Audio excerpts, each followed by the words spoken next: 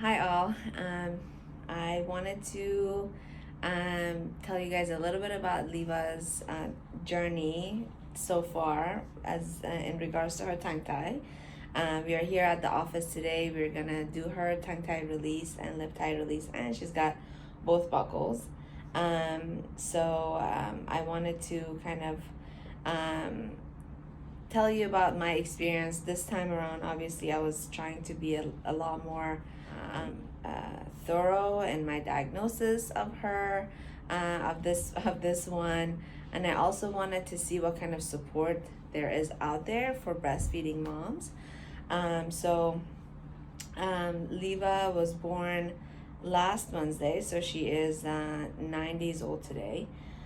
She came fast and fury. It was a really fast delivery, and no complications at all. And she wanted to latch on immediately. She came out sucking her fist. She was ready to go. And right from that first latch, I knew that there was something going on, obviously. Both my other kids were tongue tied, so I was expecting the same for Liva. So she latched on. I could tell that there was it definitely was not a comfortable latch. But she was very strong. She had really good motion of her tongue. She had all the right things, but it just was very uncomfortable. So over the next 2 days that we were at the hospital, I complained about the pain. I wanted to see if someone would evaluate her. I complained about the pain. One of the nurses that I had at the hospital was a lactation specialist, and I had her check, told her about the pain. I had her evaluate the latch, and she was very happy with the way the latch looked. And she just said, that it's gonna take a couple days for the pain to improve. Then, as my nipples were getting more sore, I had the pediatrician at the hospital. I told him about my concerns, and that and if there was a lip or tongue tie. He evaluated and said that there was none. Then I told him, but it's still very excruciatingly painful, and he said, I'll make sure that the lactation team will come and give you an evaluation. So it was day 2, and I had asked 3 or 4 times for lactation to stop by. They finally came in. I told them about the pain. They did an evaluation, and they said there was no lip or tongue tie. The evaluation of function, honestly, like from me doing functional evaluations before the procedures, that was not a great evaluation. The way she evaluated for lip and tongue tie was literally like nothing. Like she barely looked, she barely touched underneath the tongue, and she said, oh, I don't see any obvious lip or tongue ties. But I told her about the pain, and she said, oh, it'll just take a couple of days for your nipples to toughen up. It was very interesting seeing how little help there is. And this is my 3rd child, and I have breastfed all 3. I have worked with amazing lactation consultants who have taught me how to properly latch, even a tongue-tied baby, to prevent that nipple pain and trauma. And I'm still having this much pain with my 3rd child, knowing exactly what to do. And I thought about all the first-time moms that I see in my practice who come in frustrated with the amount of pain they're experiencing, And just going through the process, I saw how little education and what a lack we have in our system to support these moms that want to breastfeed. Obviously, the most important thing for a baby is being fed. So I am, and I am a full supporter of bottle feeding, whatever the mom chooses. But if the mom chooses to breastfeed, we should have better systems in place to be able to support these moms, to be able to provide for their infants what they want to provide. The tongue tie that Liva has is very easily diagnosable if you're looking and if you're doing an evaluation. Her lip tie is connected all the way through to her palate. It's the most severe lip tie, and I was still told that there was no obvious lip tie or tongue tie. So that just made me realize that there's a lot more that we need to be doing out there. Today is the day. Our little Miss Liva is going to have her lip and tongue tie and buckle ties released. She's hungry and she's crying. But before I feed her, I wanted to show you some of the signs that I look for. So when I'm, if you guys can see when Liva's crying, the tip of her tongue doesn't really lift all the way up. Her tongue, the front portion, the forward portion of the tongue, or the back portion are not really lifting all the way up.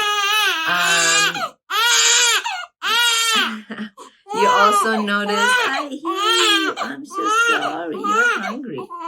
Shh, I know. So you can also notice white on her tongue. You can see after this front portion of the tongue that there's white covering the tongue. That's milk that's left over and is not cleaned with the roof of her mouth. So if the tongue is able to lift the roof of the mouth, there should not be white milk coating on the tongue. So that's one of the signs that we look for. You can also see that her lips have little blisters all the way around, upper and lower lips. That's because of her lip tie and the fact that she cannot really flange her upper lip out. Actually, she's 9 days old today. She obviously she has a lip and tongue tie. It's been excruciatingly painful for me to nurse her, and she is baby number 3 that I've nursed. So we have a lot of experience. I have a lot of experience nursing and being able to gain a deeper latch, but I still have a lot of pain. So one recommendation that I would have for sore nipples is this cream that I've been using this time around, the Mother Love breastfeeding nipple cream, combined with these inserts, the Medela inserts for sore nipples. You put the cream on and there's like a little opening where it kind of covers your nipples, so your clothes don't rub on it. That's really uncomfortable. All right, well, let's go ahead and feed this little girl. That first latch is extremely painful. I would say with the improvements we've made, it's an 8 out of 10 pain. Whew. And as she starts drinking, it does go down some. But that's with me positioning her lips properly, flanging her upper and lower lips.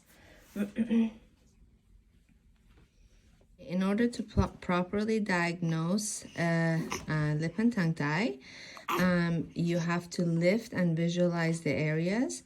So with fingers, with both of your fingers, your index fingers, you can go in the cheeks. First, you're just gonna rub inside the cheeks to feel for any tight bands that you feel on the inside. I feel them both on the right and left side. So I look, I lift the cheek up and I see that tight band on one side.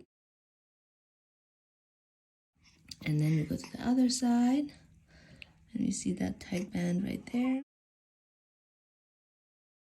From the middle, lift up, and I'm looking to see how far the lip comes up and where it's connected. With Liva, I see a notch in her upper jaw. This tissue is connected all the way through to the inside, and it feels really tight to lift. So this is great for lip tie. With our tongue, notice the white coating of milk on the back portion of the tongue. Again, for looking underneath the tongue, both index fingers go on to the floor of the mouth.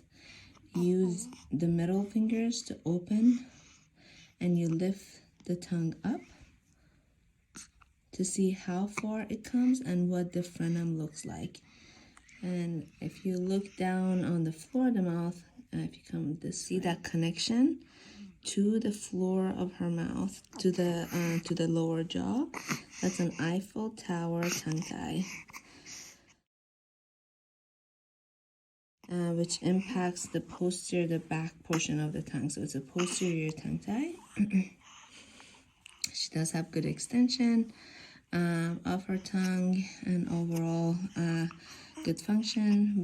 We worked with an occupational therapist and chiropractor to get her prepared for the tongue tie release today.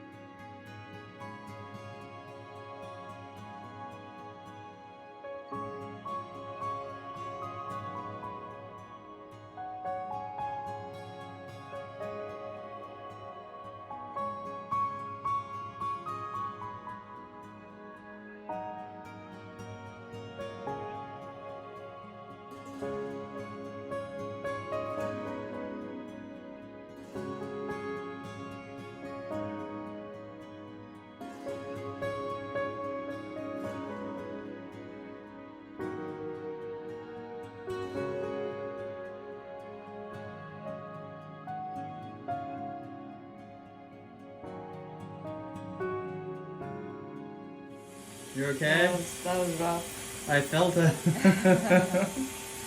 You okay, baby?